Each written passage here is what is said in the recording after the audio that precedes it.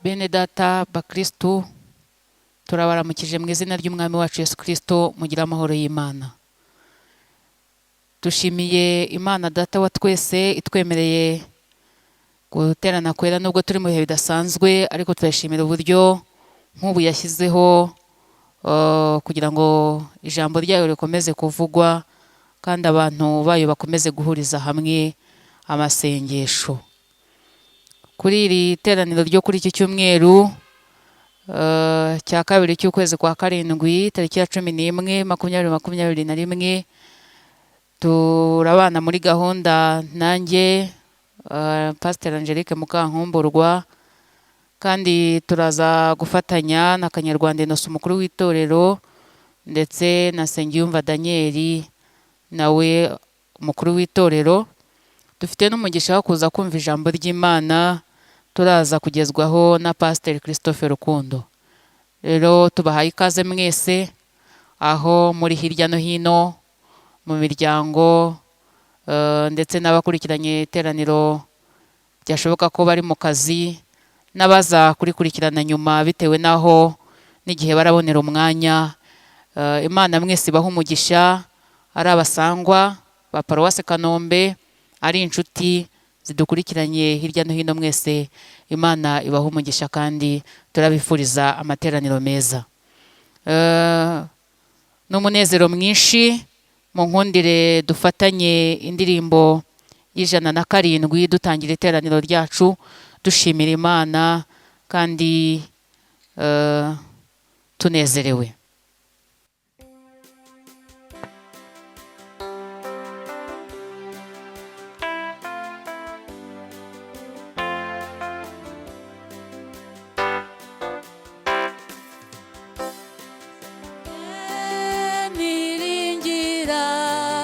Amaraso y'umukiza nta wundi nshaka kwigana, keretse Yesu wenyine.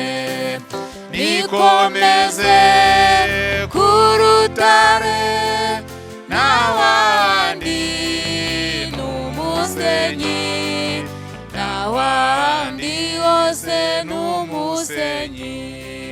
Iyo ngoswe n'umwijima niringira ubwo buntu bwe, mu byago no mu makuba ntagira ubwanzibukira. Nikomeze ku rutare n'ahandi n'umusenyi, n'ahandi hose n'umusenyi.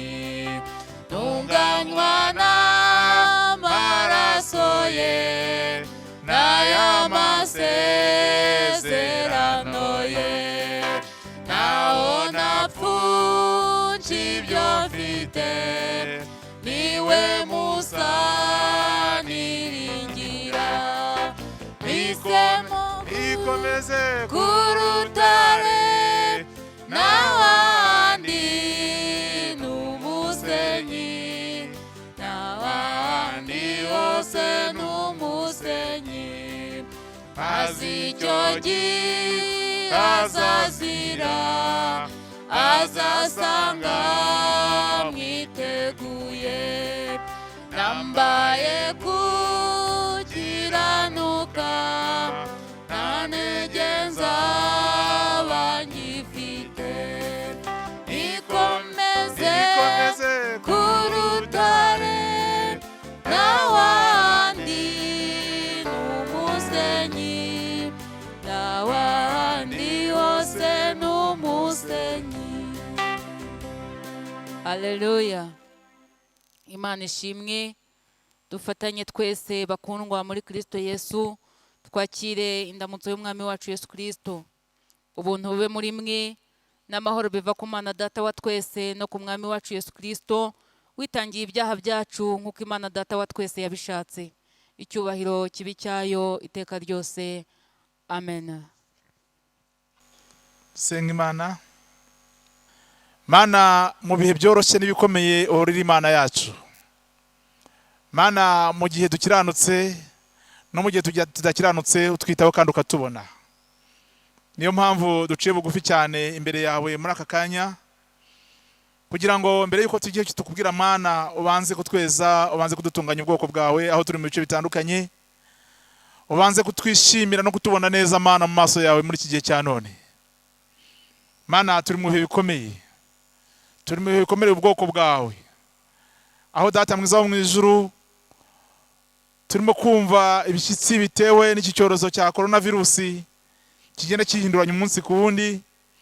Bityo Mwami Imana, ubwisanzure bwacu imbere yawe Mwana bukaba bukeya, ubwisanzure bwacu Data mu murimo wawe bukaba bukeya, ubwisanzure bwacu mu mihoro yacu isanzwe bukaba bukeya.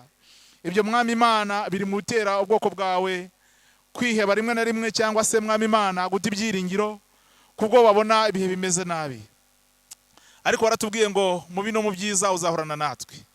Reka rero mu gitondo cy'uyu munsi Mana, gitondo cy'umugisha waduhaye, kuko wemeye ko twongera guhumeka umwuka w'abazima, reka ibyo tubigushimire Mana, kandi twongere kuzirikana rwose dufite ibyiringiro yuko uri Imana yacu ibihe byose, izina ryawe nihabwe icyubahiro.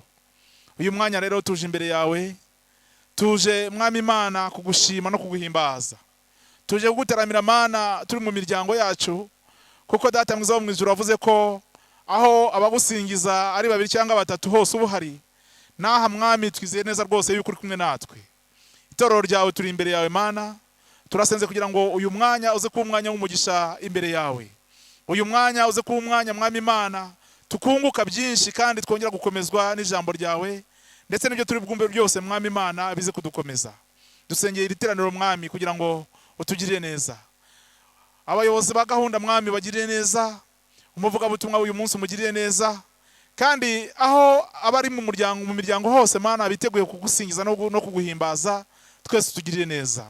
Urakoze, turagushimye Mana, urakoze, turaguhimbaje, urakoze Uwiteka ko ugiye kubana natwe kuva dutangiye kurinda dusoje. Reka nsabire umugisha buri wese Mwami uri bubashe kumvira iteraniro cyangwa uri bubashe kuribamo. Utugirire neza twese Mana, utugirire neza, utwiteho, kandi umwuka wawe wera arushaho kudukomeza. Umwuka wawe wera arushaho Mwami Imana kubana natwe, umwuka wawe wera arushaho kudutinyura no kutumara ubwoba muri iki gihe gikomeye. Urakoze, turagushimye, ngaho komeza kubana natwe, utugirire neza muri byose. Byose tubisinze twizeye mu izina rya Yesu, amen. Reka kandi dufatanyiriza hamwe gusingiza izina ry'Imana hamwe na Zaburi 100. Dusingize izina ry'Imana hamwe na Zaburi 100. Mwabari mu isi yose mwe muvugirize Uwiteka impundu, mukorere Uwiteka munezerewe, muze mu maso ye muririmba. Mumenye yuko Uwiteka ari we Mana, niwe waturemye natwe turabe, turi ubwoko bwe, turi intama zo mu cyanya cye. Mwinjire mu marembo ye mushima, no mu bikari bye muhimbaza, mumushime, musingize izina rye. Kuko Uwiteka ari we mwiza, imbabazi ze zihoraho iteka ryose, umurava we uhoraho ibihe byose, amen.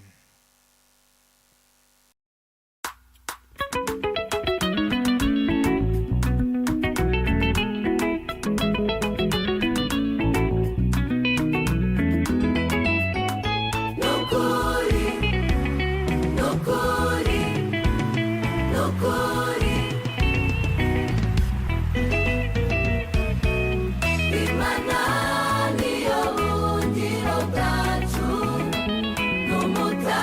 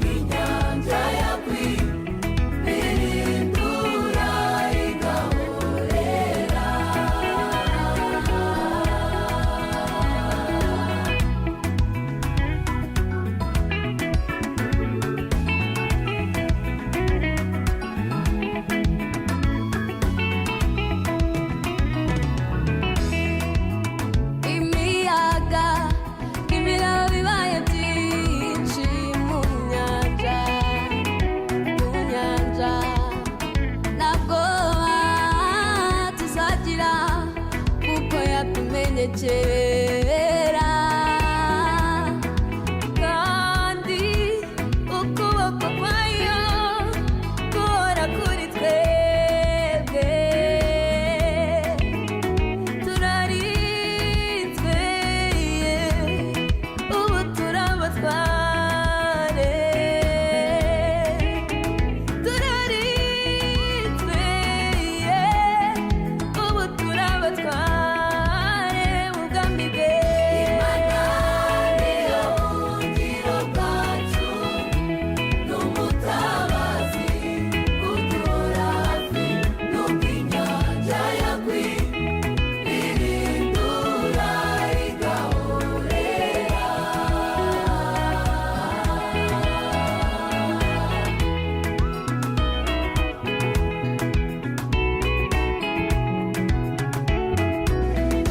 twizeye imbaraga ze uwo Yesu wacu arakomeye twizeye imbaraga ze uwo Yesu wacu arakomeye n'ukuri turabihamya twarabibonye n'amaso yacu n'ukuri turabihamya twarabibonye n'amaso yacu n'ukuri turabihamya twarabibonye n'amaso yacu n'ukuri turabihamya twarabibonye n'amaso yacu. uyu mwanya ni umwanya mwiza wo kongera kumva icyo Imana idutegeka. Ndabasaba ngo aka kanya k'igiciro twumve itegeko ry'Imana. Itegeko ry'Imana turarisanga mu butumwa bwa Yesu Kristo uko bwanditswe na Matayo, ibice byaho 6, umurongo wa 1 kugeza ku murongo wa 4. Ubutumwa bwa Yesu Kristo uko bwanditswe na Matayo, ibice 6, umurongo wa 1 tugeze ku murongo wa 4. Mwirinde ntimugakorere ibyiza byanyu imbere y'abantu kugira ngo babarebe, kuko nimugira mutyo ari nta ngororano muzagororerwa na So wo mu ijuru. Ahubwo mugire ubuntu, nugira ubuntu ntukavuze ihembe imbere yawe nk'uko indyarya zigira mu masinagogi no mu nzira ngo bashimwe n'abantu. Ndababwira ukuri yuko bamaze kugororerwa ingororano zabo. Ahubwo wehoho nugira ubuntu, ukuboko kwawe kw'ibumoso kwe kumenya icyo ukuboko kw'iburyo gukora, ahubwo ugira ubuntu bwawe wiherereye, nuko so ureba ibyiherereye azakugororera. Nyagasani Imana, kugira ngo twumvire amategeko yawe. Amen. Yesu tuguhungiyeho udutabare tudapfa nubwo tutabikwiriye utubabarire mukiza utwemere nubwo turi babi Yesu aradupfiriye mukiza utwemere ntabwo twaguhisha ibyaha turatsinzwe rwose ariko amaraso yawe Yesu yaratuviriye mukiza utwemere nubwo turi babi Yesu aradupfiriye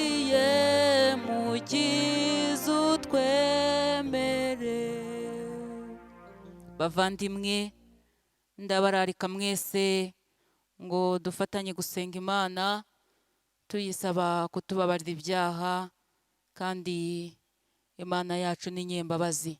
Rero aya mahirwe tugize yo kumva icyo Imana idutegeka muri iri jambo ryayo bamaze kudusomera, nagira ngo twese tuyabyaze umusaruro, twongere dusaba Imana itweze kandi twemere. Mana Data, Mana yera, nkunga ikomeye, turagushimira ko uri umubyeyi wacu mwiza. Turagushimira umwana wawe Yesu waje mu buzima bwacu, Mwami Yesu akatwegeza hafi, Mwami akatwunga nawe. Twari kure, twari dutataniye mu bintu byinshi bitandukanye kandi bihabanye n'ubushake bwawe, ariko Yesu araza, Data Uwiteka Imana yacu aza mu buzima bwacu, yongera kuvugurura umubano w'umuntu nawe. Izina ryawe nirihimbazwe. Uyu mwanya tumaze kumva icyo dutegeka mu ijambo ryawe duhawe kuri iki cyumweru, tuje imbere y'ubwiza bwawe Mwami Yesu tugusaba kutubabarira. Ijambo ryawe ryatubwiye ngo ntitugakorere ibyiza imbere y'abantu kugira ngo badushime, kugira ngo baturebe, kuko ryanatubwiye ngo nidukora gutyo ingororano zacu Mwami Imana yacu ntazihari. Kandi Data Uwiteka Imana yacu yatubwira ngo tugire ubuntu. Mana, ntago ari ngombwa ko tuvuga cyane ngo abantu bamenye ko twagize ubuntu, twafashije, twitaye kuri bene data. Oya, ahubwo Mwami Yesu, ijambo ryawe riraduhuguye aka kanya kandi dutsinzwe naryo. Tuje imbere y'ubwiza bwawe Mwami, tugusaba kutweza no kudutunganya. Umuririmbyi yaravuze ngo tuguhungiyeho ngo kandi utwemere, udutabare tudapfa. Mwami, reka utabare abantu bose bakurikiye iri teraniro kugira ngo tuticwa n'ibyaha, kugira ngo Data Uwiteka Imana yacu twongere twiyunge nawe muri uyu mwanya mwiza. Ijambo ryawe riratubwira ngo Mwami Yesu, Data Uwiteka Imana yacu, nitugira ubuntu abantu ntibamenye ibyo twakoze, ndetse ngo n'ukuboko kw'iburyo ntikumenye uko icy'ibumoso kwakoze. Mwami Yesu, turakwinginze ngo utubabarire, nk'uko uyu muririmbyi yavuga ngo ntabwo tubikwiriye, ariko aravuga ngo tubabarire. Mwami, ndakwinginze ngo wemere abagabo bakurikiranye iri teraniro, wemere Mwami Yesu abadamu bakurikiranye iri teraniro, wemere Mwami Imana yacu abasore n'inkumi, wemere buri wese ukurikiranye iri teraniro mu izina rya Yesu Kristo. Umukureho urubanza rw'ibyaha, umwemere Mwami Yesu, kubw'amaraso ya Yesu aduhindura ibyaremwe bishya. Reka yongere kutweza no kudutunganya, adukureho urubanza rw'ibyaha. Umuririmbyi arakomeza akavuga ngo ntago twaguhisha ibyaha, turatsinzwe. Tuje imbere y'ubwiza bwawe mukunzi mwiza, reka imbabazi zawe Data Uwiteka Imana yacu uzidusenderezeho. Umugisha w'imbabazi utanga utubonekaho twese abakurikiranye iri teraniro muri aka kanya, uboneke ku bazarikurikirana, kandi umugisha w'imbabazi Nyagasani wongere uboneke ku batuye isi yose, kuko twese twaremwe mu ishusho yawe. Reka udukureho urubanza rw'ibyaha, utubabarire ibyaha n'ibicumuro byose, mu izina ryiza rya Yesu dusenze twizeye imbabazi zawe, amen. Bakundwa, twakire ijambo ry'imbabazi z'Imana. Twese iyo twicujije ibyaha tukihana, tukiyemeza kubizinukwa, Imana itugirira imbabazi abihannye ibyaha twese. Imana yacu iratwibutsa ko ubuntu bwonyine ari bwo bwadukijije kuko twizeye. Ibyo ntago byavuye kuri twe, ahubwo ni impano y'Imana. Mwana wanjye, humura, kwizera kwawe kuragukijije, nanjye singuciriyeho iteka, genda ntuzongere gukora ibyaha.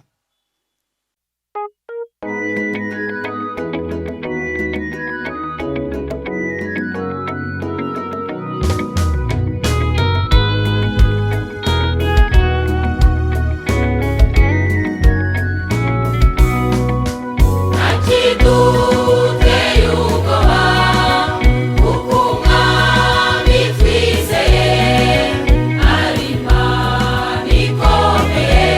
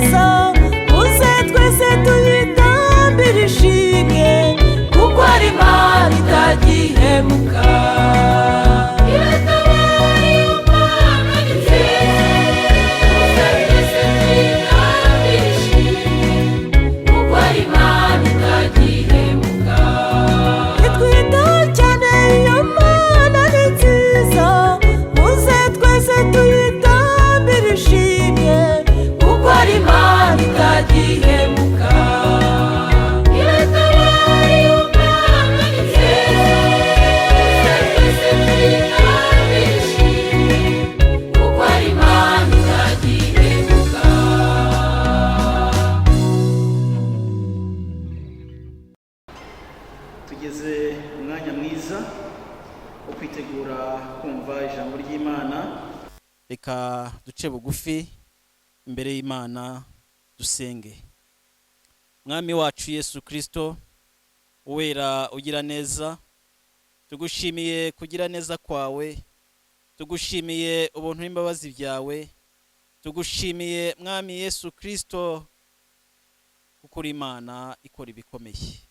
Umwanya nk'uyu nguyu ubwoko bwawe buri imbere yawe, ugiye kumva ijambo Mwami Yesu wawuteguriye kuri uyu munsi, kuri iki cyumweru cy'umugisha waduhaye. Turagusabye Data mwiza kugira ngo imitima y'ubwoko bwawe yitegure kumva icyo wabuteguriye, kandi turasenze kugira ngo Mwami Yesu Kristo abumva iri jambo ribabere impumuro nziza, abumva iri jambo ribahe icyerekezo gishya. Mwami Yesu Kristo, twongeye gusenga kandi dusengera umwana wawe wahaye kuvuga ijambo ryawe, kugira ngo Data ubane nawe, ube muri we, umukoreshe. Data mwiza, tumushyize imbere yawe kugira ngo abe igikoresho wishimira ubwo agiye kukuvugira. Umwuka wawe wera namanukire kumuyobora kandi amwigishe kuvuga igikwiriye kubwirwa ubwoko bwawe. Tubisabye twizeye mu izina rya Yesu Kristo umwami n'umukiza wacu, amen. Tugiye gufatanya ijambo ry'Imana dusoma mu rwandiko rwanditswe na Yakobo, igice cya mbere umurongo wa 12. Yakobo igice cya mbere umurongo wa 12. Hahirwa umuntu wihanganira ibimugerageza, kuko namara kwemerwa azahabwa ikamba ry'ubugingo iry'Imana yasezeranije abayikunda. Mwakire neza ijambo ry'Imana. Alleluia. Bene Data bakundwa, Umwami Yesu nashimwe cyane. Ndabasuje mu izina rya Yesu kandi mbifurije amahoro y'Imana. Mwebwe mwese abagize Peri Paruwase Kanombe ndetse n'inshuti zayo aho muri hose, haba ari abari mu gihugu cyacu cy'u Rwanda ndetse no hanze, mwese amahoro y'Imana abe muri mwe. Nshimye Imana kandi nezerewe Imana kuko impaye amahirwe akomeye yo kuganira namwe ijambo ry'Imana kuri uyu munsi. Ijambo rivuga ko kwihanganira ibigeragezo ari byo bizaduhesha ingororano. Numva nubwo iri jambo tugiye kuriganiraho, ijambo rivuga ku kwihangana, ntabwo ari ikintu cyoroshye kwihangana. Cyakora wenda kubivuga biba byoroshye, ariko kubaho mu buzima bwo kwihangana biragora. Ntabwo imbaraga z'umuntu n'ubwenge bwe bishobora kumuteza intambwe zo kugera ku rwego rwo kwihangana. Kwihangana Imana itwifuzaho kugira ngo iduhembe, tubikura ku mbaraga z'Umwuka wera itanga. Kwihangana, abahanga babagira iki babisobanuye, babivuze mu buryo bubiri. Bavuze kwihangana mu gihe impande ebyiri cyangwa abantu babiri basa naho barwanira ijambo, umwe agacisha make. Hakaba noneho no kwihangana mu buryo bwa kabiri, ari bwo bwo kwihanganira ibigeragezo n'intambara z'uburyo bwose zishe. Uyu munsi rero umutima wanjye uri gufashwa no kwihangana muri ubu buryo bwa kabiri, kwihanganira ibigeragezo. Akaba ari nabyo nifuza ko mu mwanya dufite twaganiraho. Kwihangana, twihanganiye ibigeragezo bije bidutunguye. Uru rwandiko rwanditswe na Yakobo we ubwe nk'uko abyivugira, atangira abwira abo yandikiye ngo bene data mwemere ko ari iby'ibyishimo rwose, nimugubwa gitumo n'ibibagerageza bitari bimwe. Ibigeragezo bije bitunguranye biturutse ku mwanzi, cyangwa se n'ibigeragezo bitugezeho bidutunguye, ariko kandi biturutse no ku ntege nke zacu. Aravuga ngo nimugubwa gitumo n'ibyo bigeragezo, ntabwo ari umwanya wo kwiheba, ntabwo ari umwanya wo kumva ko bicitse, ntabwo ari umwanya wo kumva yuko Imana itwanze, Imana ituretse, Imana iduhannye. Aravuga ngo ahubwo bijye bibatera ibyishimo, kubera yuko kugeragezwa ko kwizera kwanyu gutera kwihangana. Hanyuma rero akavuga ngo ariko mureke kwihangana gusohoza umurimo wako. Hanyuma rero ku murongo wa 12 ari naho twavuze twasomewe, niho yerekana icyo umuntu wihanganye azagororerwa. Aravuga ngo hahirwa umuntu wihanganira ibimugerageza, kuko namara kwemerwa azahabwa ikamba iry'Imana yasezeranyije abayikunda. Bene data, nk'uko nabivuze, kwihangana biragora. Kugira ngo ubwire umuntu ngo yihanganire ibimugezeho, byaba ibiturutse ku ntege nke ze cyangwa ibije bimutunguye, kugira ngo umubwire ngo yihangane, cyakora wenda yakubwira ko ari bya bindi by'agahwa kari kuwundi gahandurika.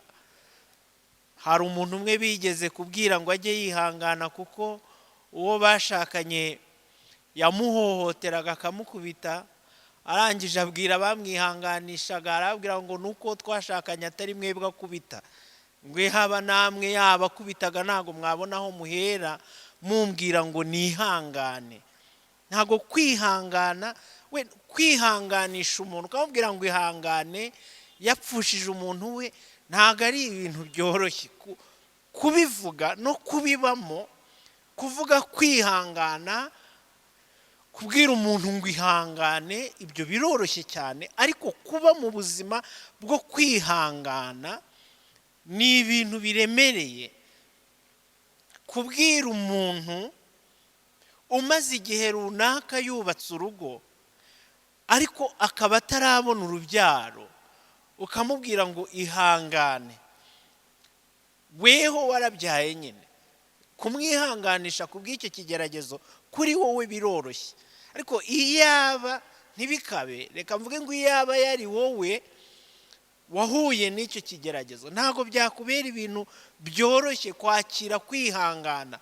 Kuko kwihanganira ibigeragezo, busanzwe ibigeragezo bishingiye ku kubura ibyo twifuza mu buzima bwa buri munsi. Ibigeragezo byinshi duhura nabyo bishingiye ku kubura ibyo twifuza byo mu buzima bwa buri munsi. Kubwira umuntu rero ngo niyihangane, wenda bamusohoye mu nzu, kubwira umuntu ngo yihangane adafite imibereho, ntabwo ari ibintu byoroshye kuri we. Nubwo kuri wowe ubimubwira uba wumva ko byoroshye, nyamara bakundwa, nubwo kwihangana biremereye, Imana iratwifuzaho ko tugira kwihangana mu ntambara zose no mu bigeragezo byose duhura nabyo. Kwihangana rero nubwo bigoye ndetse nubwo bikomeye, ariko ni uguhagarara mu kwizera. Kwihangana ni ukuguma mu byo twamenye, ni uguhagarara mu kwizera Kristo, kabone nubwo uko kwizera duhagazemo hari imiyaga n'imiraba ishaka kuguhirika, ishaka kukurandura, kugira ngo dutakaze ibyiringiro byacu, dusubire kuri bimwe twihannye. Imana irifuza yuko tugira kwihangana nk'uko nguko. Yobu niwe ubivuga neza, werekana uburyo kwihangana ari ukuguma mu kwizera. Mu gice cya 23 aravuga ngo iyaba narinzi aho nabona Imana ngo nshyikire intebe yayo maze ngatangira urubanza rwanjye. Hanyuma ahita yerekana ukuntu ageze mu bihe yibaza ngo mbese Imana irahari, Imana iracyahari koko. Yageze mu gihe yibaza ngo turacyari kumwe n'Imana cyangwa Imana yaradutaye. Iyo abantu bageze mu cyiciro cyo kugeragezwa bakagera aho bashidikanya Imana, bakibaza ngo mbese Imana iracyahari, Imana iri hehe? N'abaririmbyi bakagera aho baririmba ngo ibiri hehe, ngo igihe ibintu byakomeye abantu bayibona nk'iyihishe. Yobu nawe yabaye nk'ubivugaho, aravuga ngo dore nigira imbere ariko ntihari, ngo nasubira inyuma nkayibura, ngo mu kuboko kw'ibumoso aho nsanzwe nyizi ikorera, aho nsanzwe nyizi duhera ibisubizo, ngo aho ngaho naho nahageze ndayibura, ngo yanyihishe mu kuboko kw'iburyo. Arangije aravuga ngo ariko nubwo mbaye nk'uyibuze, nubwo ndi kuyishaka sinyibone, nubwo mu bingoye ndi kuyihamagara nkabona imeze nk'aho yagiye kure yanjye. Akomeza hepfo avuga ngo nyamara izi nzira nyuramo. Aleluya. Mwene data mukundwa, ndakwihanganisha mu bigeragezo uri kunyuramo, ndakwihanganisha mu ntambaro uri guhura nazo. Birashoboka akazi wari ufite karahagaze, uri kwibaza ngo biragenda gute, uri kwibaza ngo ubuzima bw'ejo bugiye kumera gute, uri kwibaza ngo ifatiro ry'imibereho rigiye kugenda gute ko akazi kahagaze. Birashoboka abana bakunaniye, waragerageje mu buzima ubitaho, ariko imyifatire yabo ikubereye umutwaro uremereye cyane, batangiye kwitwara nabi. Uri kwibaza ngo ndabigenza gute, imyifatire y'aba bana ndahitwara nte. Birashoboka mu muryango wawe ufite ibibazo, ufite ibigeragezo bikomeye, uri kwibaza ngo ndabyitwaramo nte. Urumva byakubereye umutwaro uremereye. Si igitangaza, ushobora kuba ufite umurwayi umaze igihe kirekire umurwaje, ubushobozi bukaba bwaramaze kugushiraho, ukaba wibaza ngo Imana iri hehe, Imana iri hehe niba ndwaje umuntu mu gihe kingana gutya, Imana iri hehe niba uburwayi bw'itari kubukoraho. Hanyuma y'amasengesho abantu bamusengeye, Imana iri hehe niba itari gukora. Cyangwa se biranashoboka ko ari uburwayi nawe ufite, ukaba uri kwibaza ngo kuba uburwayi buntinzeho, kuyu mubabaro untinzeho, iri hehe. Si igitangaza, birashoboka. Abo mwabyirukiye rimwe bagize imiryango, wowe urifuza kuwugira, wabaye iciro ry'imigani, wabaye ruvumwa, mukaza aho ukorera bakuryanira inzara, ufite icyangiro nawe utazi aho gituruka. Ibyo biri mu byiciro by'ibigeragezo duhura nabyo. Umuntu akagira icyangiro atazi aho gituruka, aho bakora, abo bakorana bakamwanga nta mpamvu, aho atuye bakamwanga nta mpamvu, abo babana bakamwanga nta mpamvu. Mu by'ukuri umuntu akazengurukwa n'icyo kintu cy'icyangiro kidafite ishingiro, ku buryo umuntu yibaza ngo Imana iri hehe. Yobu nawe yageze mu gihe cyo kuyishakisha, aravuga ngo impande zose yayibuze, ariko aravuga ngo izi nzira nyuramo. Imana ishimwe. Mwene data, mubyeyi, muvandimwe, Imana izi yuko uri kugeragezwa. Nubwo ubona bimeze nk'aho yakwanze, nubwo ubona imeze nk'aho yakuretse, ariko irabizi yuko uri kugeragezwa. Yobu yaravuze ngo izi nzira nyuramo, nimara kungerageza nzavamo meze nk'izahabu, nimara kungerageza nzavamo ndi uw'agaciro. Ashimangira, uyu Yakobo asa naho ashimangira ibiyobo yavuze, avuga ngo hahirwa uwihanganira ibimugerageza, kuko hanyuma y'uko kwihangana azahabwa ingororano yo baravuga ngo Imana izi nzira ndi kunyuramo, uko kugeragezwa kwawe, iyo mibabaro yawe, ako gahinda kawe, ayo marira ufite uyu munsi, Imana irabizi yuko urimo kuyarira, nubwo ubona imeze nk'aho yakuretse, nubwo ubona imeze nk'aho yagusize, ariko muri kumwe.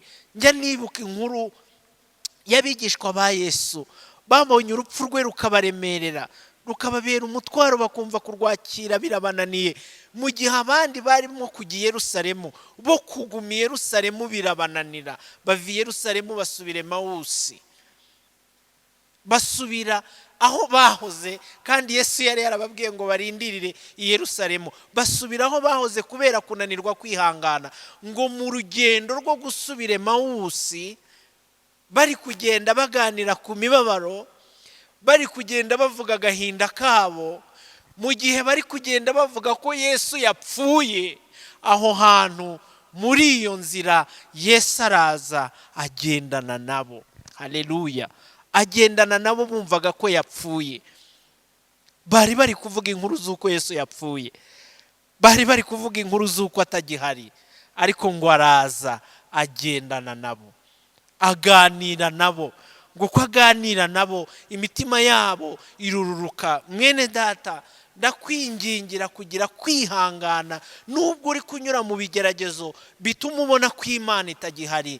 Ongera ugire imbaraga zo kwihangana, ushikame mu kwizera, ntutakaze ubukristo ngo usubire muri bya byaha wari wararetse, ngo uvuge ngo ubw'Imana ntayibona, ngiye gushakira amahoro mu biyobyabwenge, ngo uvuge ngo ubw'Imana ntayibona, ukuboko kwayo ko kumbeshaho nkaba ntari kukubona, ngiye kongera kwicuruza. Oya, ahubwo mera nka Yobu, yaravuze ngo ikirenge cyanjye cyashikamye mu ntambwe zayo. Aleluya! Kandi ari kuvuga ngo yarayibuze, aravuga ko yayibuze, yagiye hahandi yayishakiraga arayibura. Wenda nubwo twavuze ngo yagiye imbere, nk'uko abivuga ngo imbere ntihari, reka tuhagereranye na hariya wagiye gusengera hose. Warasengeye mu rugo iwawe ubona ntibikunze, uravuga uti hari abantu bajya gusengera mu misozi bigakemuka, ujya ku misozi itandukanye ujya gusenga, nabwo ntibyasubizwa, uranga urakomeza urageragezwa. Aho rero wari ugeze utenebuka, mera nka Yobu, uhagarare mu mwanya nk'uko Yobu yavuze ngo ikirenge cyanjye cyashikamye mu ntambwe zayo. Ni ukuvuga ngo aho Imana ishinguye niho nawe akomeza gushinga, kabone nubwo hariho imiyaga itamwemerera gushinga aho Imana ishinguye ikirenge. Aravuga ngo intambwe ze yazigumishije mu ntambwe z'Imana, ndetse arangije aravuga ngo inzira zayo narazikomeje sinateshuka. Nguko kwihangana icyo bivuze. Kwihangana ni ukuguma mu bukristo, ugakomeza gukora imirimo y'abana b'Imana. Ntuvuge ngo insengero ntago zigihari, gusenga ntibigihari, reka nigendere, reka nikorere ibyaha. Ntago ari uko nguko bimeze. Kwihangana nyakuri ni ukuguma mu rugo rw'Imana.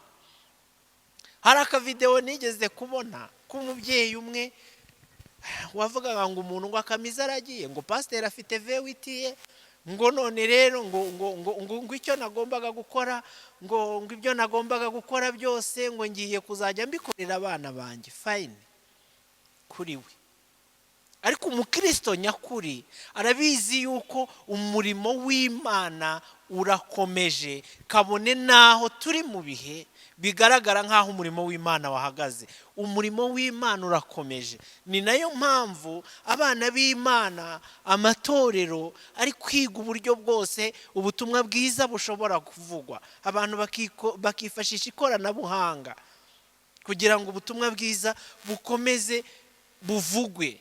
Iki ni kimwe mu bimenyetso byo kwihangana kw'itorero.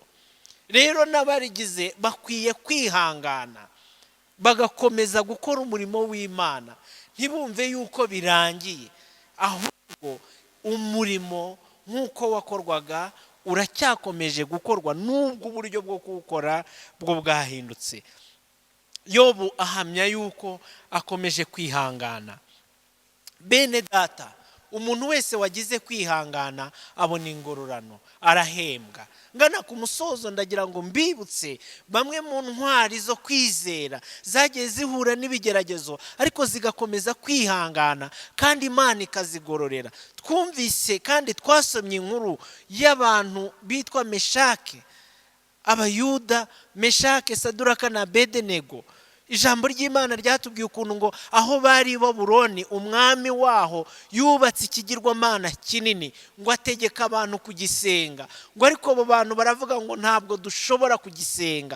Barakomeza bagira kwizera, bahagarara ku kwizera kwabo nubwo bari bazi yuko hariho itegeko ryo gupfa utwitswe ku muntu uwo ari we wese utari bwubararira icyo kigirwamana. Ariko bagira kwihangana ngo umwami w'abami Babuloni arababwira ngo byibuze ntimupfukame ariko mukore n'ikimenyetso mwereke n'abandi ko namwe mwubarariye iki kigirwamana.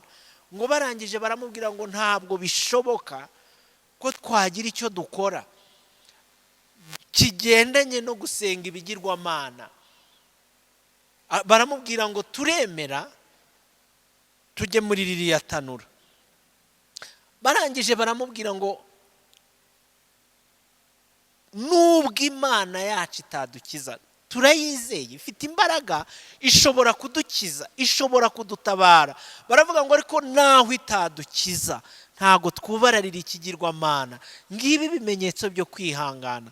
Naho itadukiza ntago twubararira ikigirwamana. Tumaze iminsi twumva aho abantu bageze ku rwego rwo gutanga imibiri yabo kugira ngo babone ibyo bunguka akazi, bunguka imibereho, bakagera aho bitanga. Bene data bakundwa Bakristo, iki ni igihe cyo gukomeza kwihangana, kabone naho ubushomeri bwaba bugeze ku cyiciro ubona ko buri kukurya.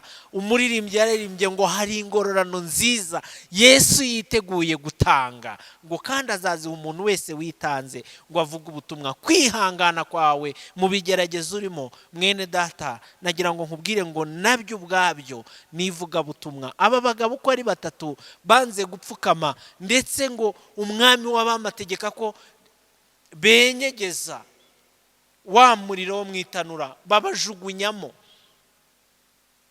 ariko bahageze basanga Yesu yabatanzemo. Haleluya!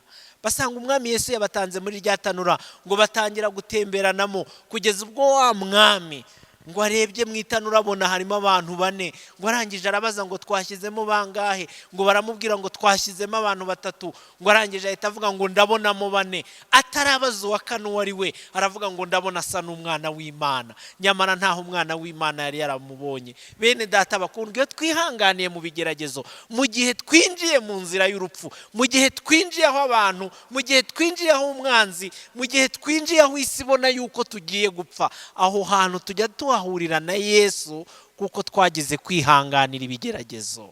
Ndakwingingira kugira kwihangana mukundwa.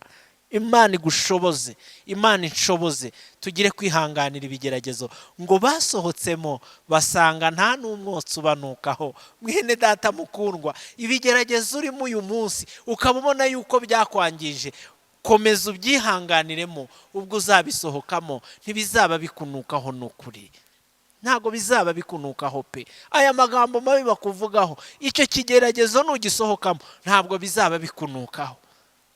Oya rwose, inkovu zabyo ntabyo uzaba ugifite. Icyo cyangiro ufite numara gusohoka mu icyo gikombe cy'ikigeragezo cy'icyangiro, inkovu zabyo ntago zizaba zikiri kukunukaho. Bene data, dushikame, dukomeze kwizera, dukomeze kwihangana.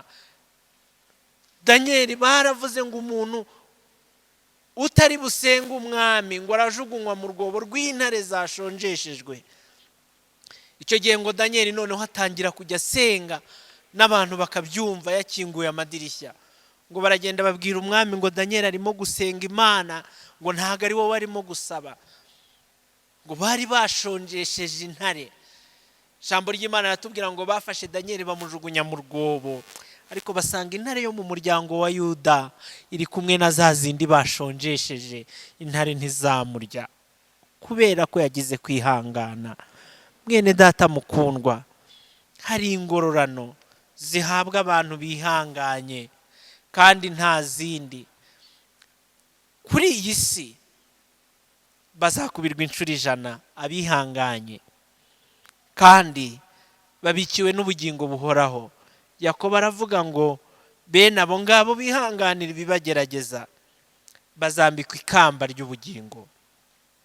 Muri ibi bihe turimo bikomeye, muri ibi bihe isi yugarijwe n'iki cyorezo cya COVID-19, aho abantu bose bavuga ngo nta kigenda, kandi koko ntabwo babeshye. Urebye ku bifatika impande zose zaranyeganyeza.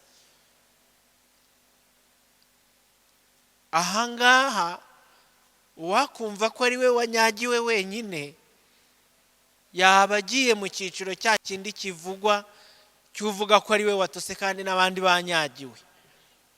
Iki kigeragezo, iki cyorezo cyanyeganyeje isi muri domene zose.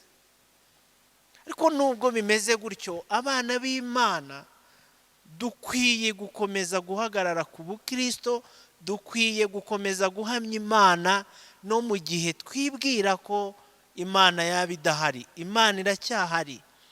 Imana yabanye n'abatubanjirije mu bukristo bakayihamya bagatotezwa, ni nayo yakomeje gushyigikira abandi. Ubutumwa bwiza burahererekanywa kugeza n'ubu ngubu tukiri kubuvuga.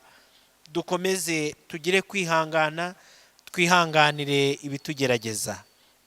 Mwene data mukundwa, mbese urahangayitse?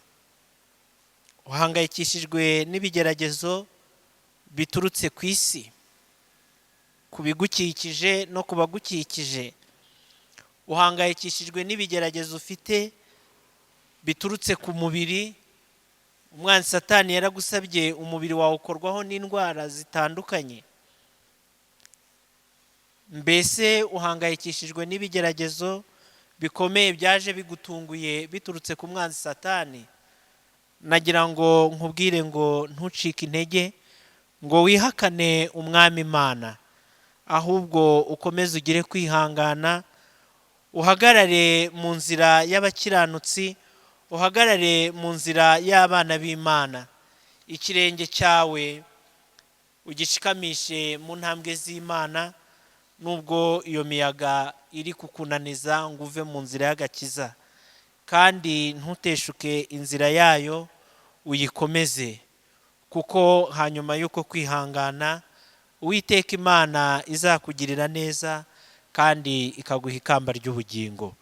Ntutinye, ntukuke umutima, ntucike intege, ukomeze wihangane. Nubwo ubona ko Imana idahari, ariko irahari, ntaho ijya ijya, ibera hose icyarimwe. Nagira ngo dusenge Imana. Mwami Imana yacu, turagushimira ko tugire neza ukaba uduhaye umwanya wo kumva ijambo ryawe. Twebwe abana bawe, ijambo ritwigisha ku kwihanganira ibigeragezo.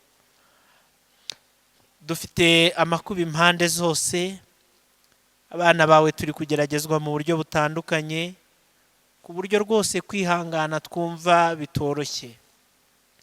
Ariko ni wowe uha intege abananiwe, kandi utibashije ukamwongera imbaraga.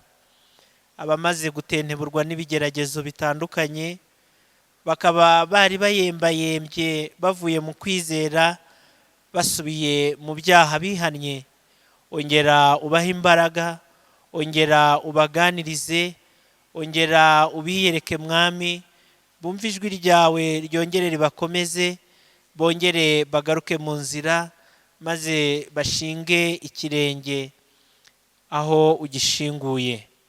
Mwami Imana yacu, iyereke uyu mubyeyi ufite amarira n'agahinda, wibaza uko ubuzima bw'umuryango we bugiye kumera. Iyereke uyu mugabo ufite guhangayika n'ubwoba, yibaza uko ubuzima bw'ejo ku muryango we bugiye kugenda. Iyereke uyu muhungu, uyu mukobwa, wibaza uko ejo azamera, akaba ahagaritse umutima. umwereke ko ari wowe wabwiye ubwoko bwawe ngo nzi ibyo nibwira kubagirira ni byiza ntago ari bibi. Mana yacu, shoboza buri wese, ha buri wese umwuka wera umubashisha kwihangana, kuko ijambo ryawe ritubwira ko kwihangana ari imbuto itangwa n'umwuka wera. Girira neza buri wese, umwuka wera aherekeza iri jambo, umwuka wera aho itorero gukomeza kwihangana kugira ngo ubutumwa bwiza bukomeze kuvugwa mu izina rya Yesu Kristo, amen. Pasiteri Rukundo arakoze kubw'ijambo ryiza atugejejeho rijyanye no kwihangana, kandi dusabe kugira ngo abaryumvise twese iri jambo rikomeze kutwubaka muri ibi bihe bidasanzwe, ibihe biruhije itorero, biruhije ubwoko bw'Imana. Reka twakirize ubutumwa bwiza indirimbo 197 tuyiririmbe twakira ubutumwa bwiza. Indirimbo 197 mu ruhande rw'indirimbo zo gushimisha Imana. Uwishinze ku byasezeranijwe n'umukiza wacu abona amahoro, kandi aririmbishwa n'umunezero, kuko yizeye ibihoraho.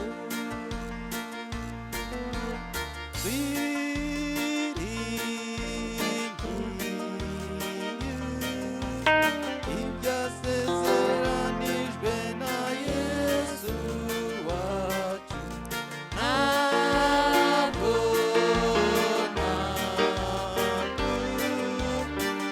yashobora guhemukira be. ibyasezeranijwe n'Uwiteka Ibikubwiyo Satana duteye, idushidikanya ntadutinyisha, kuko twizeye ibihoraho.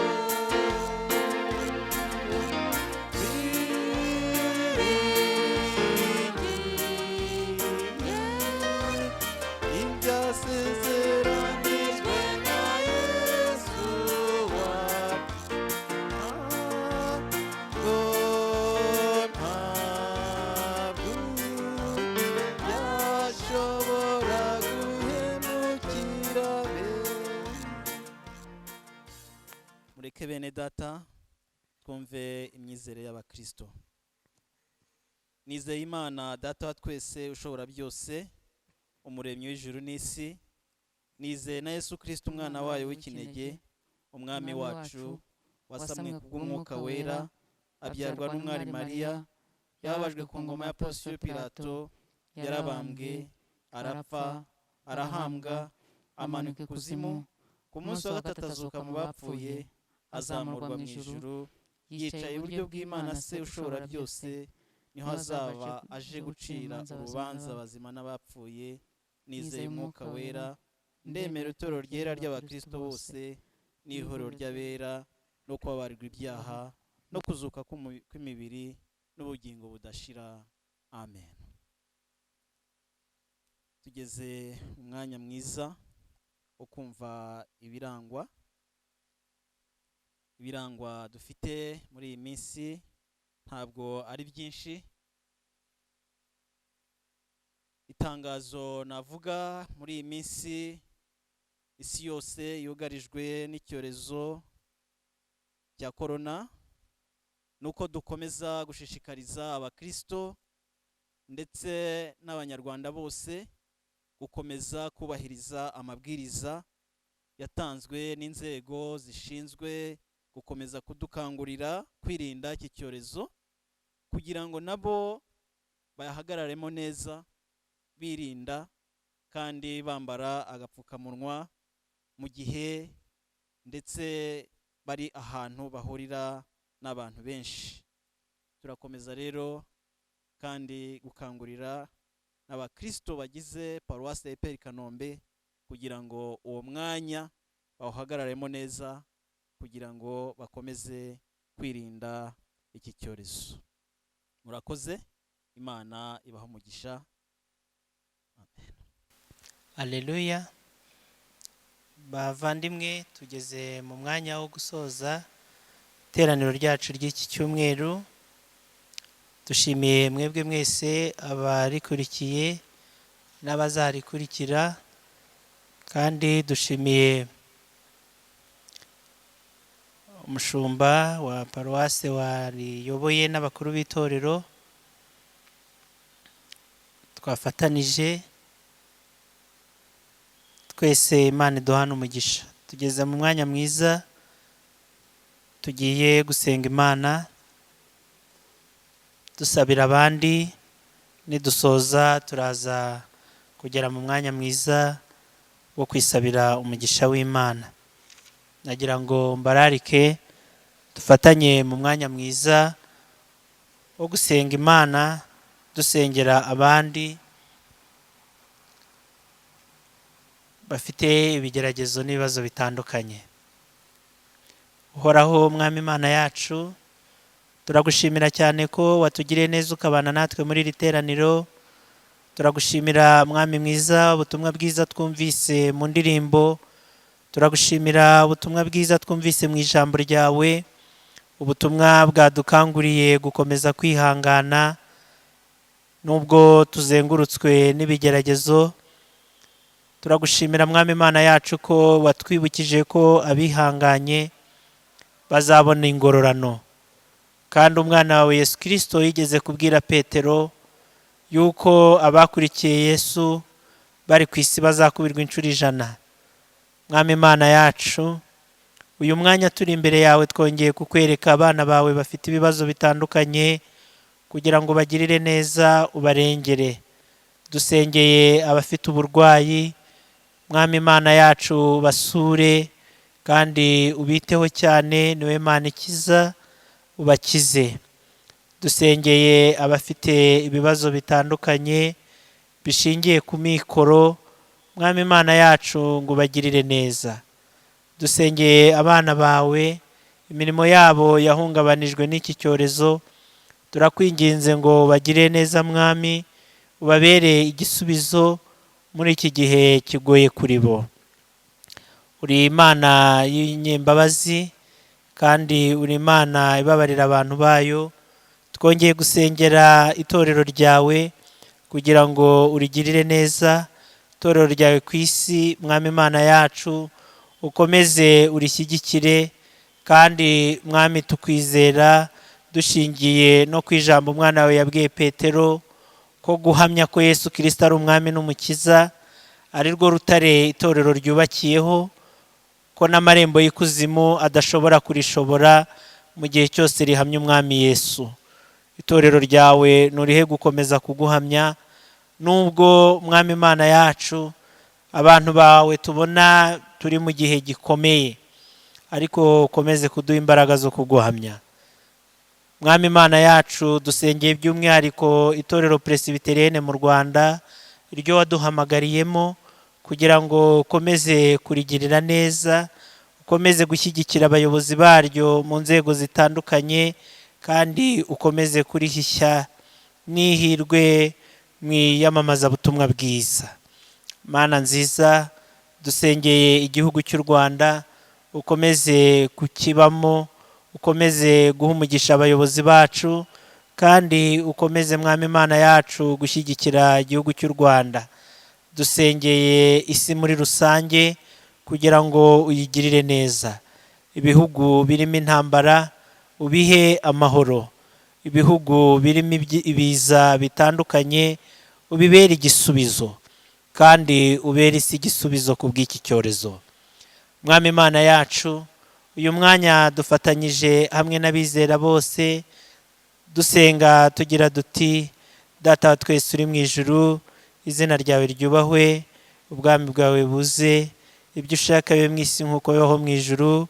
uduhe none ibyo kurya byacu by'uyu munsi, tubarire ibyaha byacu nk'uko natwe tubarira abitugirira, ntuduhane mu bitwoshya, ahubwo udukize umubi, kuko ubwami n'ububasha n'icyubahiro ari ibyawe none n'iteka ryose. Amen. Twisabire umugisha w'Imana. Hahirwa umuntu wihanganira ibimugerageza, kuko namara kwemerwa azahabwa ikamba ry'ubugingo iry'Imana yasezeranyije abayikunda. Uwiteka Imana yacu ibahe umugisha, ibarinde. Uwiteka Imana yacu ibamurikishirize mu maso hayo, ibagirire neza. Uwiteka Imana yacu ibarebe neza, ibahe amahoro, kandi ibashoboze kwihanganira ibigeragezo mwebwe n'abanyu bose, mu izina rya Data wa twese n'iry'Umwana n'iry'Umwuka wera. Amen. Imana ibahe umugisha kandi bahishya n'ihirwe muri iki cyumweru.